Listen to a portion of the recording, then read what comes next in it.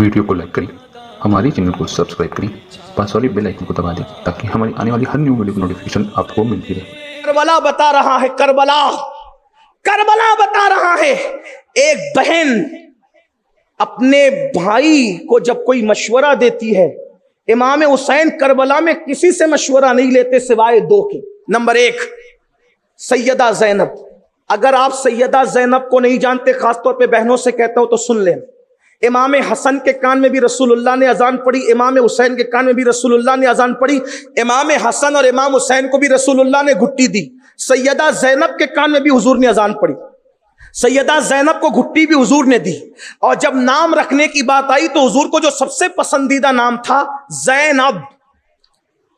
ज़ैनब ये जो है वो ज़ैनब है। ज़ैनब का मतलब होता है बाप की जीनत। जो बाप की आबरू को चार चांद लगा दे उसको ज़ैनब कहते हैं। कौन ज़ैनब? रसूलुल्लाह घुट्टी देते हैं, 7 साल की उम्र में कुरान की हाफिजा हो जाती है। कूफा में सबसे पहले जिसने औरतों में तफसीर कुरान बयान की उसको ज़ैनब बिनते अली कहते हैं। यह है सैयदा ज़ैनब। और भाई को जो मशवरा देती है, भाई कभी मशवरा नहीं काटते बहन का, तो पहला मशवरा बहन से और दूसरा मशवरा सौतेले भाई अब्बास इब्ने अली से, जिसे हम सुन्नी गाजी अब्बास अलमदार कहते हैं। आप गौर करें, सौतेले भाइयों से मशवरे नहीं लिए जाते, लेकिन इमाम हुसैन सौतेले भाई से मशवरा ले रहे हैं और बता रहे हैं कि वो और सौतेले भाई हैं जो सौतेले भाइयों को कुएं में डालते हैं। ये हुसैन का भाई अब्बास है जो अपने हुसैन के लिए अपना सब कुछ कुर्बान कर देता है। अंदाजा फरमाएं। और फिर बहन अपने भाई के पास आके कहती है, हुसैन सब कुछ लुट गया, मेरे 2 बच्चे बचे हैं, मेरे बच्चों को जाने दीजिए। मौला हुसैन कहते हैं, बहन और क्या इम्तिहान लोगी, ये मैं नन्हे नन्हे बच्चे औनो मोहम्मद जाएंगे। तो सैयदा क्या कहती है पता है? हुसैन अम्मी के सामने मुझे रुस्वा मत होने दो। अगर क़यामत में सैयदा ने पूछा मेरा लाल जा रहा था, तेरे लाल क्यों बचे थे, तो मैं क्या जवाब दूंगी? मां को सुरखरू, मां की बारगाह में मुझे सुरखरू कर दो। क्यों? जब मां का सामना होगा तो मैं मां से कहूंगी, मां तेरे लाल पर मैंने अपने लालों को कुर्बान करके अपनी गोद उजाड़ दी। और उसके बाद एक बहन अपने भाई के लिए गोद उजाड़ रही है, वो शहादत भी नहीं पढ़ता, लेकिन जब दोनों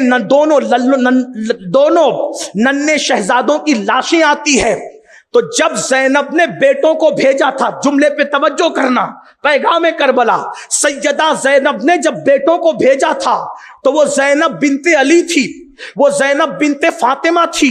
लेकिन जब दोनों शहजादों की लाश आई तो दोनों को लिपट करके रो रही थी और हिचकियां बन गई थी। जब लाशों को देखा तो ज़ैनब सिर्फ मां थी, मां, और एक मां अपने बच्चों को लिपट लिपट के रो रही थी और दुनिया की बहनों को पैगाम दे रही थी कि बहन और भाई के रिश्ते की अहमियत क्या होती है।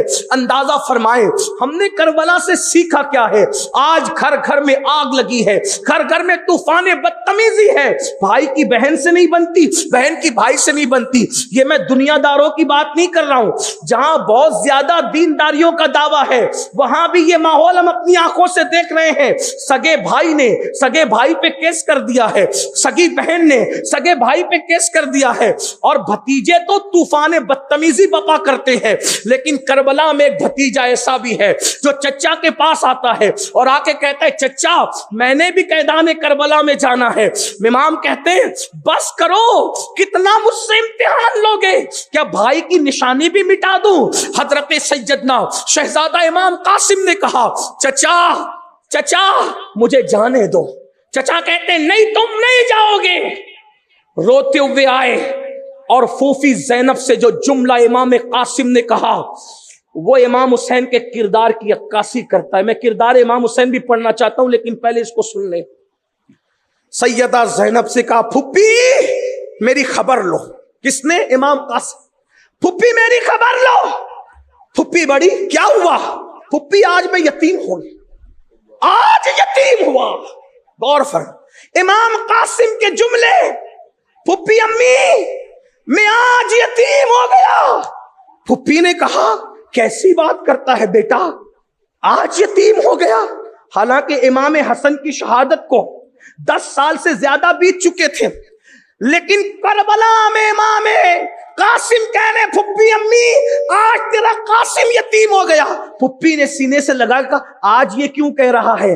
کہا ماں, پھپھی ماں, جس دن سے میرا بابا حسن دنیا سے گیا ہے, میرے چچا حسین نے مجھے کبھی احساس بھی نہیں ہونے دیا کہ باپ کے جانے کا غم کیا ہوتا ہے.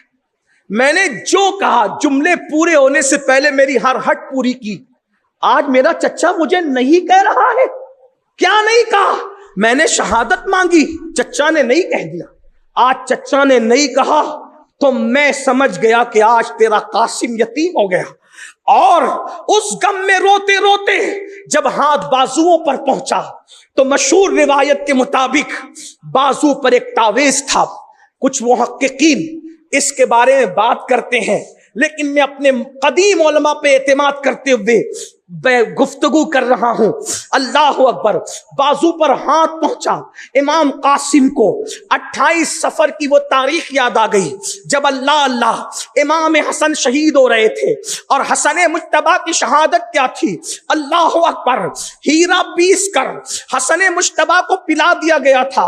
امام حسن 40 دن تک الٹیاں کرتے رہے اور دست کرتے رہے تو الٹیوں کے اندر آنت کٹ کٹ کے گرا کرتی تھی.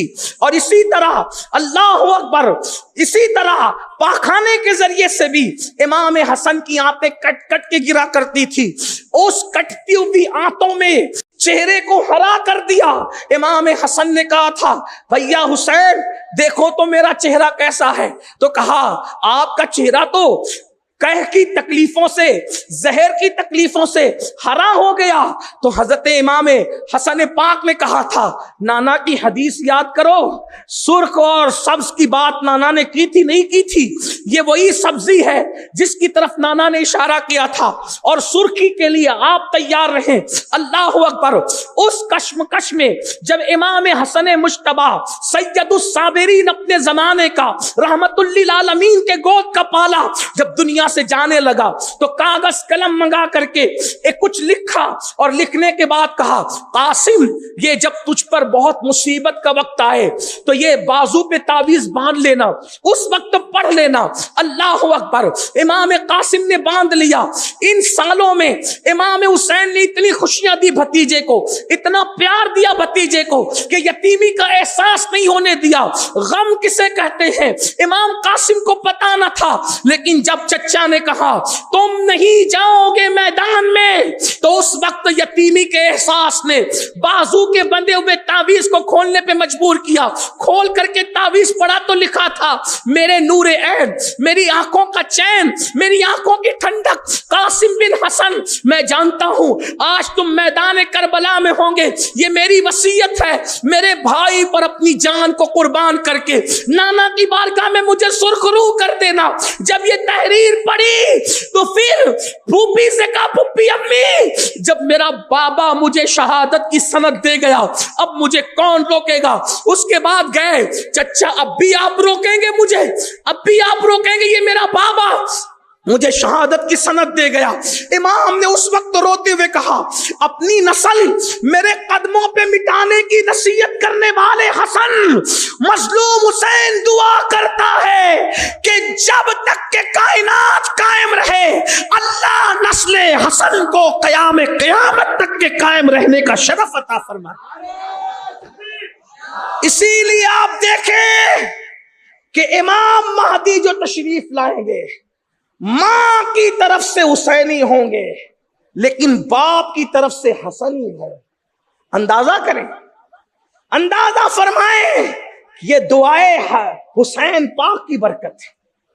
کس کی نسل بچے گی کس کی نہیں بچے گی کوئی گارنٹی نہیں, لیکن نسل نبی باقی رہے گی قیامت تک, اس کی گارنٹی رسول اللہ نے عطا فرمائی. امام قاسم قربان ہو گئے. آپ سے پوچھتا ہوں آخر امام حسین کا کردار کیسا ہوگا؟ کہ بھتیجے محبت کر رہے ہیں, سوتیلے بھائی محبت کر رہے ہیں, بہنیں محبت کر رہی ہیں, بیویاں, اور دشمن, بات سمیٹتے ہوئے دشمن.